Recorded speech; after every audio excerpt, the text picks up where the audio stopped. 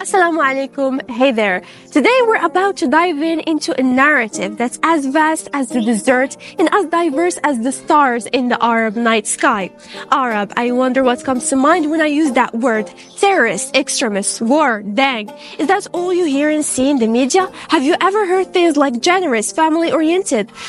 The Arab world is vast and diverse, comparison over 400 million people united by their association with the Arab League and the use of Arabic as the official language. So being an Arab is primarily a cultural identity rather than strictly an ethnic heritage, much like identifying as a North American.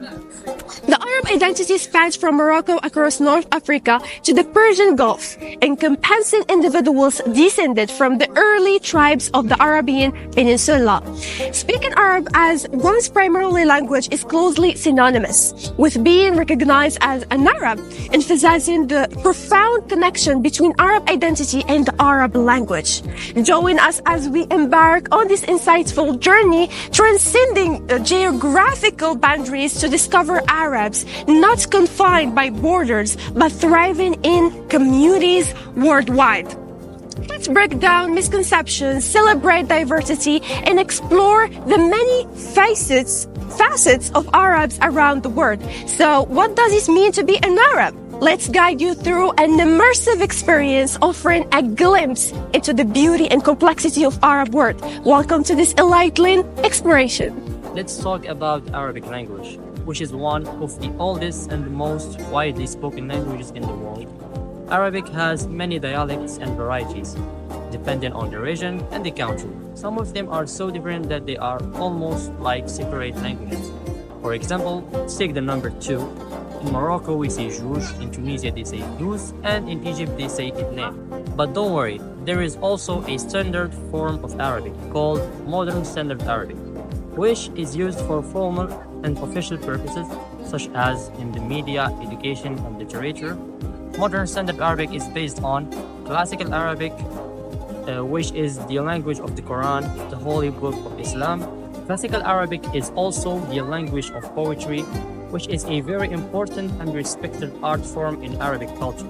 In fact, Arabs are very proud of their literary heritage, which includes famous works such as 1001 Nights, a collection of stories and legends from the medieval Islamic world. Another important aspect of Arabic culture is the family. It's common to see children living with their parents well into their 20s, or seeing big families with their relatives living in a large home. Living alone is not really embraced because of the whole community mentality. بابا، بغيت نهضر معاك في واحد الحاجة مهمة. يا بنتي بغيت نسكن بوحدي. علاش؟ انا في المدينه؟ هاي حليم اجي تشوف عندنا الزوافير في الدار. بغيت ليسباس ديالي، بغيت نسكن بوحديتي. لا تيجي راجلك يفكنا منك ديك الحال. بس يا بنت بوتين عندي انا. Keeping regular contact with the family is also a standard. You might find your mom constantly reminding you to check on the grandparents in the extended family all the time. Now, for some people, that mentality can be overbearing after looking example to have more freedom and independence. While on the other hand, individuality can make you feel like you're all alone and you have no support and care for your loved ones. Because if there is one thing about true family is that they're always there for you when you need them. So I think the key is to find a balance. Arabic clothing is influenced by the Islamic dress code, which requires modesty and decency, as well as by the climate and geography of the region, which can be very hot and dry. Arabic men's clothing can vary from Western style suits to jeans and t-shirts, as you see, but the traditional Middle Eastern attire is a long robe called the thawb, which is usually white or beige, and a headscarf called a kefiyeh, which is usually red and white or black and white. The kefiyeh is held placed by the black cord called a aqal, and it can be worn by different ways, depending on the occasion and the preference. Arab women's clothing can also vary from country to country, but the traditional Middle Eastern attire is a long dress called a abaya or a thawb, which covers the whole body, and a headscarf called the hijab, which covers the hair and the neck. Well, about the hijab, it depends on the girl if she is hijabi or not. It depends also on the country's rules. The hijabis say it keeps them from being objectified slowly based upon their appearance. In Morocco, there are many types of traditional clothing that are worn by Moroccans, depending on the occasion, the season, the region, and the personal preference. Here are some of the most common and popular ones. We have, for example, jellaba for men and women, the kaftan. It's the one-piece dress that is worn by women for special occasions such as weddings or parties. The taqshita. This is a two-piece dress that is also worn by women for special occasions. The gandora, well, it's a summer dress that is worn by both men and women. And we also have the haik. If you travel to the Arab cluster, most of countries don't require visitors to adhere to their guidelines for dress. But it's always a good idea to dress more modestly than you might back home. Saudi Arabia is the exception, where all women, including foreign visitors, are required to wear an abaya over their clothes and to cover their heads. We talk with our hands a lot, and we talk loud and passionate. Yes, that's true. While talking on the phone, we still use our hands. Even if you can't see us, we know you can feel us. It is that powerful. So allow us to teach you 5 excellent signs used by us. Sign number 1, the shnu, meaning that what and occasionally why. Sign number 2, the walu, meaning nothing. Sign number 3, the labas, meaning are you fine. Sign number 4, ahiyani lik, meaning I know you're lying. Sign number 5, the ghablati, usually used by moms, and it's used when someone did or said something which is not supposed to be done and you promise him punishment. Speaking of hands, according to Islam, the left hand is deemed impure and is exclusively designated for personal hygiene. Arabs adhere to the custom of employing the right hand for all public activities, such as handshakes, Dining drinking, and passing objects. Regardless of natural inclination, parents traditionally strive to instill right-handedness in their children. This cultural practice aligns with the significance attributed to the right hand, the Islamic cleanliness norms, and social etiquette. Arabs are generous. Yes, bringing something with you when you're invited somewhere, fighting for the bill is all true. Arabs are very hospitable and generous to their guests, especially if they are relatives or friends. They will offer them food, drinks, and gifts, and they will make sure they are comfortable and entertaining. They will also expect the same treatment from their hosts when they visit them. You know, if you go to any Arab country, you might see people arguing in restaurants of coffee shops. Well, they're not arguing because of hate. They're fighting because each one wants to express their generosity by paying the bill. كل بدات مزيان كل شيء واضح مرتاح الزوجة الكريمة الحمد لله كل شيء واضح كل الساعة مشى الحال والله هي الوقيته سمحني شوف عرضت عليك اليوم والله ما تخلص المرة الجاية عليك هاد المرة لا خويا عافاك. Arabs are very polite and respectful to their elders, and we will greet them with a kiss on the cheek or a handshake, depending on the gender or the relationship. For example, we kiss our parents or grandparents on the forehead or on their hands. We will also use titles and honorifics such as uncle, ammi, or aunt, khalti, or sir, sidi, when addressing them. Talking about greeting, not all Arabs greet the same way. For example, in Morocco, it's common for people to greet each other with cheek kisses, usually starting with the left cheek and then the right cheek. The number of kisses can vary, but 2 is typical. In Saudi Arabia, the traditional form of greeting is the nose kiss or forehead kiss. It involves placing the nose or forehead against the other person's face while inhaling. It's a gesture of respect and closeness. In Syria, for example, a common greeting involves a handshake, and close friends and family may exchange hugs.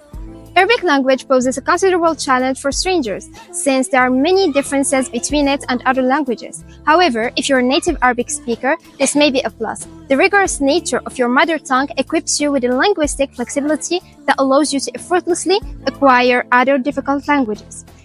People from places like North Africa, close to Spain and France, often find it easier to pick up Spanish and French. The challenge of Arabic makes them good at learning other languages. So you might see someone who effortlessly switches between Arabic, French, Spanish, and even English. It's like having a superpower in languages. نتحدث اللغة العربية طبعا. Otros que hablan español. D'autres qui parlent français. اللي كيهضروا بالدارجة. And those who speak English too. Linguistic diversity ensures that visitors from any part of the world feel comfortable and understood during their stay. Unlike some countries where locals may prioritize their native language, Moroccans actively make efforts to communicate in the language most convenient to the tourist, fostering a sense of hospitality. So next time when planning your next trip, consider Morocco as the ideal destination. And don't let the language barriers hold you back, because it's our responsibility to take care of your understanding and ensure you have an enjoyable and inclusive experience during your stay. Arabs are religious. Yes, for the most part, religion is deeply rooted in Arabic culture. So we can say that the most used word in our culture is inshallah. That means if God's willing. Arabic culture is not the same as Islamic culture, although they are often related. There are many Arabs who are not Muslims and many Muslims who are not Arabs. So you can find Arab people who are Christians and the Indonesian people who are Muslims, but obviously not Arab. So let's talk about Islam. In Islam, you have the 5 pillars of faith. The most important pillar to understand is what's called the Shahada, where the idea that there is no God but Allah and Muhammad is the messenger of the one and only God. So the only purpose in life is to serve and obey God. And in contrast to Hinduism that believes there are many gods, Islam is built upon the idea that there is one God and He alone should be worshipped and obeyed. Second pillar of Islam is Salah or prayer. You cannot travel to this part of the world without being continually reminded of prayer. The call to prayer happens 5 times a day, 65 days a year in the Arab world. You cannot miss it. Friday is the day of worship in Muslim countries, so keep it in mind because that means that weekend in this part of the world includes Friday. So it's either Thursday and Friday or Friday and Saturday, depending on the country involved. The third pillar of Islam is zakat or almsgiving. Muslims believe that everything belongs to God and that wealth is only entrusted to humans for a time. There is a profound sense of generosity that's taught across Islam, and the word zakat means purification. Possessions are purified by setting aside a portion of those in need and for the society in general.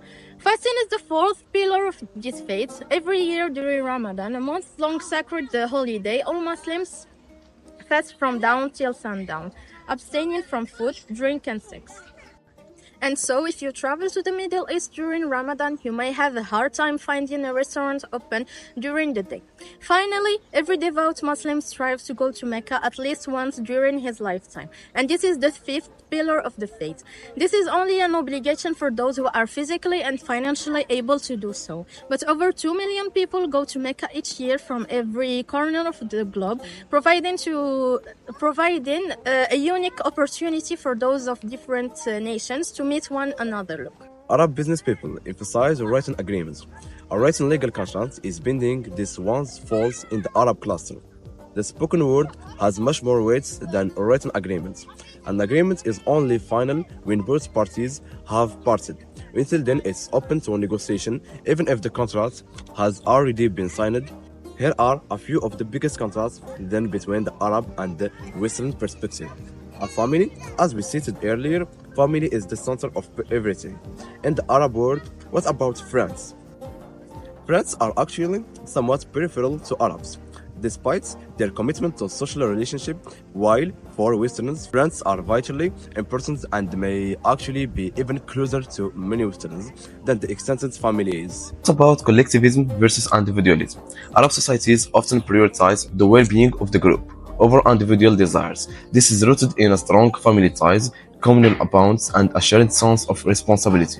In Western culture, individualism is more pronounced with an emphasis on personal autonomy, self-expression, and achievement. This can sometimes be perceived as individualistic culture, being more assertive or self-focused. And now let's talk about power distance.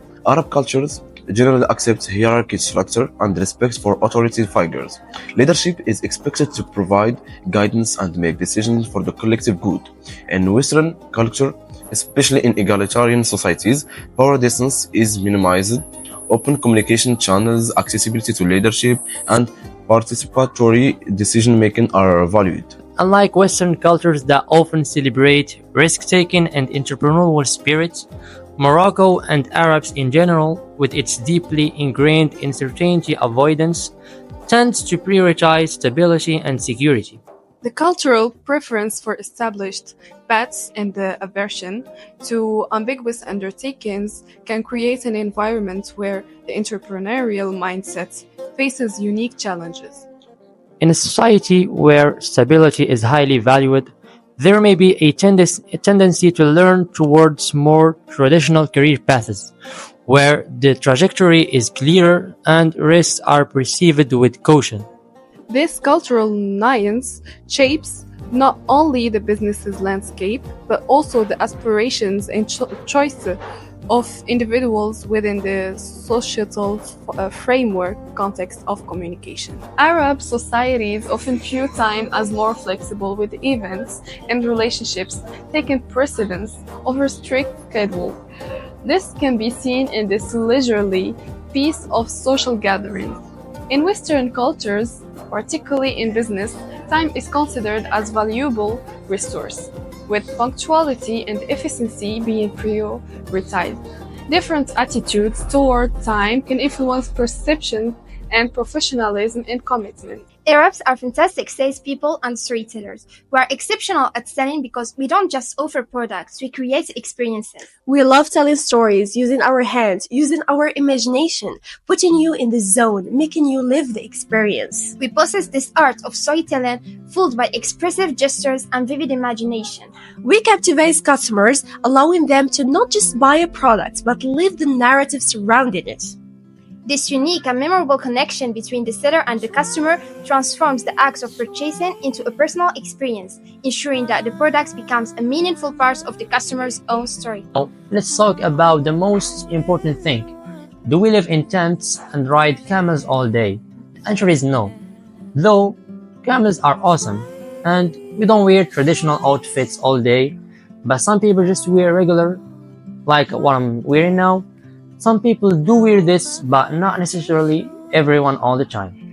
Hola, me llamo Ruth, soy profesora de español. Llegué a Fes en septiembre de 2023, hace unos meses, y soy de un lugar que se llama Elche, en la costa cerca de Alicante, en España. Bueno, lo primero que me impulsó a trabajar en Marruecos fue que venía de países anglófonos, acababa de llegar el año pasado de Australia, y la oportunidad que se me presentó de trabajar en un país como Marruecos fue primordial y fue muy interesante para mí porque pensé que sería ideal para practicar mi árabe, que había estudiado en la universidad, para recuperar mi francés también, que había estudiado en secundaria, y sobre todo que después de vivir en países tan lejanos como Australia o Kazajstán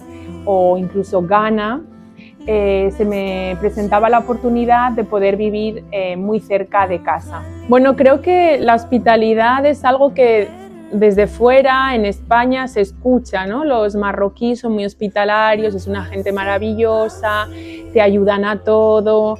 Pero no puedes imaginarte lo que significa o lo que significa ese concepto hasta que no llegas. Y desde el minuto uno, desde el primer día, he sentido esa hospitalidad en el trabajo, en la calle, en el día a día. Entonces creo que es un valor, es un tesoro muy importante, si no de los más importantes que tiene Marruecos y tiene la sociedad marroquí, y creo que es muy importante protegerlo, guardarlo desde la sociedad marroquí y desde la sociedad extranjera. Creo que nosotros somos también parte y tenemos esa responsabilidad de cuidar ese valor tan importante que tiene Marruecos. Como ejemplo se me ocurren muchos. Desde que llegué en el trabajo me ayudaron a encontrar casa, a comprar cosas para la casa, me han prestado cosas que tenían ellos en casa. Y en la calle, por ejemplo, si no sabes dónde estás, las personas te ayudan, incluso sin saber el idioma.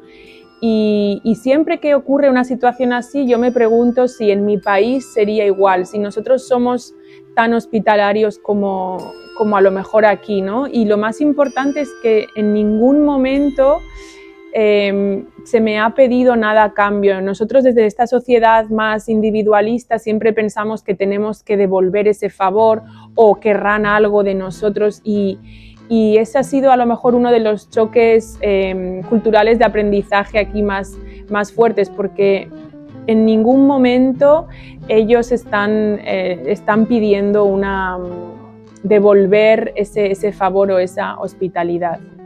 Vale, pues hay muchos ejemplos de tradiciones o actividades que se hacen en el día a día en la sociedad marroquí que me encantan. Por ejemplo, el cuscús. El viernes tengo que comer cuscús sí o sí, entonces busco un lugar, ya tengo un lugar favorito para comer cuscús. También me encanta tomar té fuera de casa, me gusta salir a caminar y encontrar una cafetería y tomar un té, parar el tiempo, como hacen los marroquíes. Y situaciones o actividades o momentos que estoy encontrando un poquito más difícil, que me tengo aún que adaptar, pero no es una tradición, ¿no? Pero cosas, por ejemplo, como la forma de conducir, que es diferente a la nuestra y aún no sé cuándo tengo que cruzar o cuándo puedo cruzar la calle, o cosas también bonitas como algo que teníamos en España y que aquí todavía está y lo he recuperado, que es tener un conserje, por ejemplo, en casa, que te ayuda con las cosas de casa, con problemas, y que también observa, ¿no? ¿Qué haces en tu vida, cuando sales, cuando entras? Un poco como tener a alguien de la familia que se encarga de ti y de tu casa en el edificio. Es muy bonito. Bueno, creo que lo más importante, y es mi opinión personal, como toda la información que he compartido, pero creo que es importante en cualquiera de las situaciones que se encuentren, que sean conscientes de buscar siempre lo común y no la diferencia.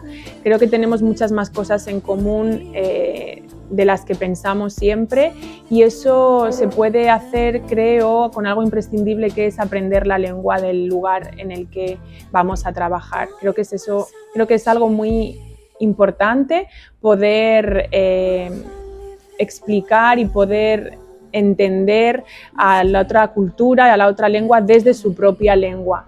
Entonces, lo más importante es buscar esos puntos comunes que tenemos y ser conscientes de que cada lengua tiene un código de comunicación diferente y que a partir de ahí es donde podemos empezar a encontrar los puntos en común.